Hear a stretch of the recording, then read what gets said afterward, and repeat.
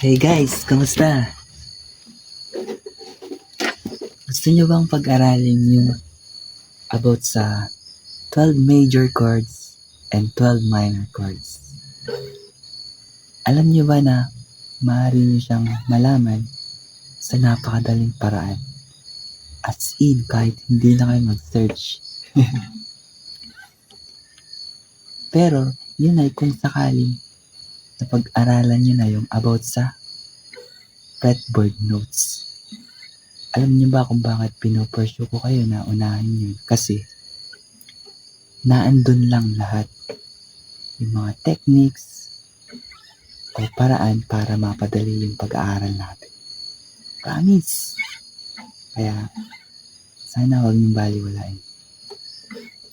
Okay, start tayo dun sa 12 major chords. Guys, yun ay pattern lang. Kung familiar kayo dun sa power chords na major G, yung ganito, yung pattern na yan guys, yan yung pattern lahat ng major chords. Halimbawa, in-slide natin siya pataas, ang magiging chords na yan ay F sharp. Tapos in-slide mo pa ulit, F. Ngayon, pag tinandaan mo yung ganyang pattern, mapapabilis yung pag-aaral mo. Kasi di ba yung usually yung major E, ganito yung pattern. Pag ginawa mong gaya ng pattern ng major G, mabilis mong malalaman na guys yung major chords. Gaya nito, di ba? Halimbawa, ito yung chords ng E. Kung sakaling may chords na F, edi gaganito ka pa. Kung nakaganito ka na, i-slide mo lang. Kung ganito na yung pattern mo, i-slide mo lang. Diba? Ang bilis. Lagi mo lang titingnan dyan guys, yung root note. O root note. Basta ito yun, sa taas. Yung open E, F, F sharp G, A flat A, B flat B, and so on.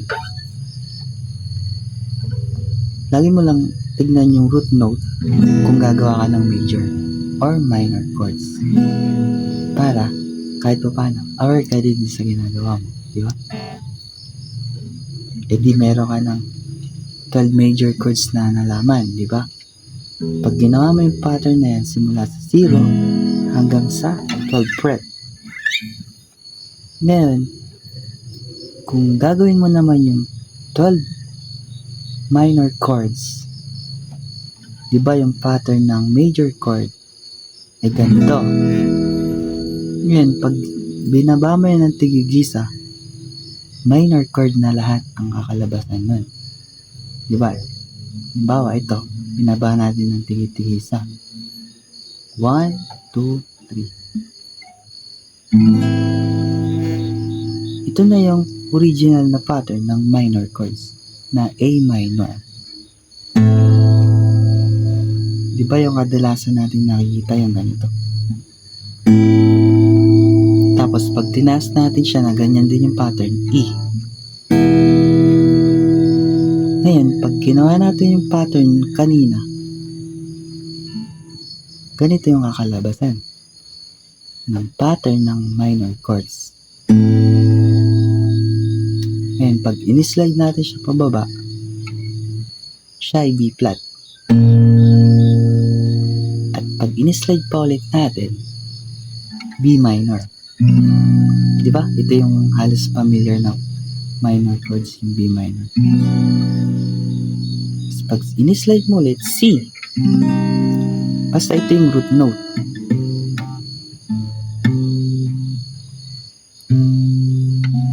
Bawa, ito yung major, minor.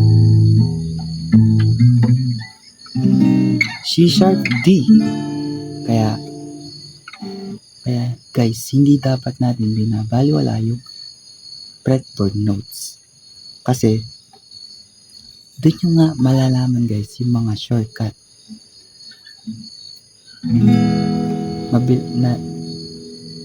Mabilis nyo nang naintindihan, nakasave pa kayo ng time.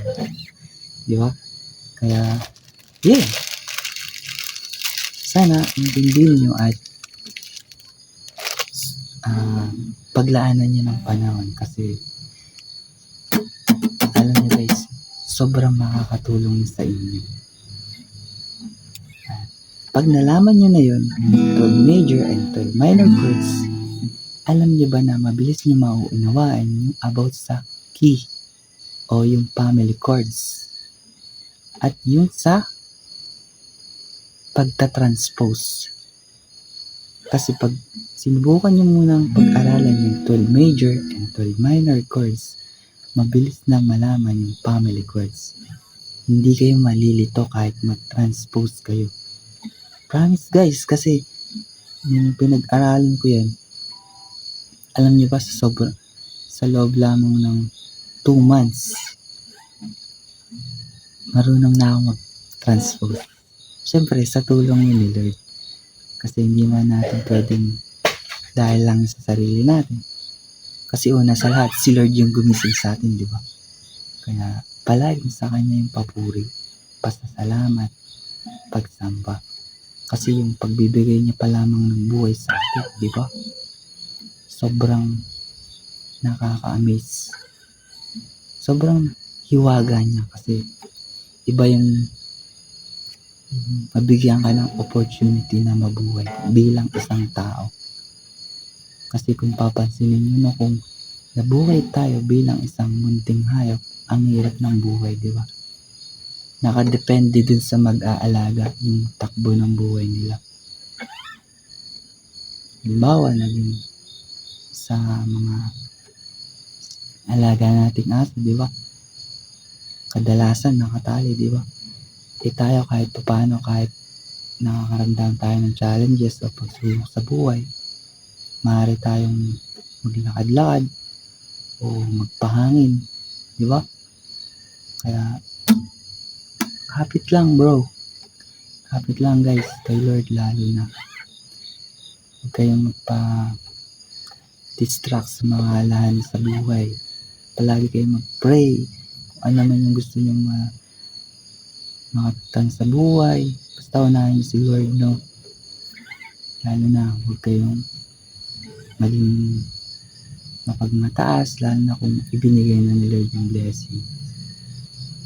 Yun guys, sana meron po kayo natutunan at nawa ay subukan nyo rin kasi dito rin ako lumago, diba? Sobrang laki ng nasave na oras.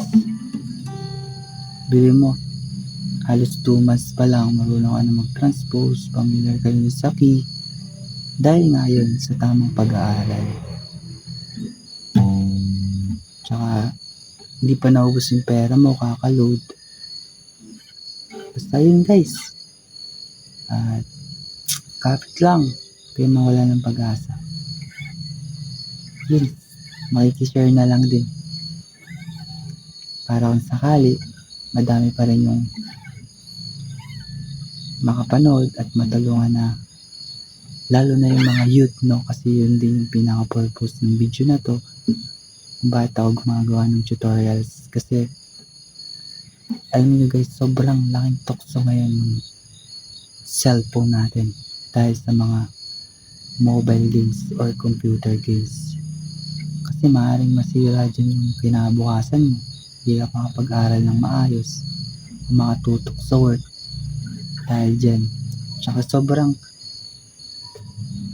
ano siya, kumbaga parang hindi siya parang yan na yung pinaka tactics ng enemy o ng kaaway na spiritual, hindi man natin nakikita para malagay tayo sa alanganin. Kasi kung lalo na yung mga youth, no, nasa stage play pa lang sila o yung takbo ng buhay nila doon na umiikot sa paglalaro, sayang. Kasi pagdating na nagkaroon kayo ng edad guys, ang laking panginayang nun. Kaya hanggat bata pa kayo. Alam niyo yun guys, change your mind, your habits. Diba? Surround yourself sa mga taong makakabuti sa sarili mo. Focus ka sa growth mo. Alagaan mo yung sarili mo. Siyempre yung mga magulang mo. Lalo na yung mama mo and papa mo. Yung kapatid mo guys. Sana wag panatilihin yung kapayapaan. Huwag kayo mag-away-away. No? Yun guys. Sana nakatulong. Basta yung pattern no. Yun lang pinakatatandaan nyo. Pag major, ganito. Pag minor, baba mo tigit-isa. Pag napamilya nyo na yan, shock guys. Hindi kayo malilito kahit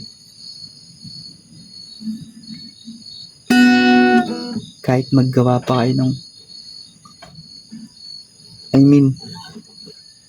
kung susubukan yung pag-aralan no,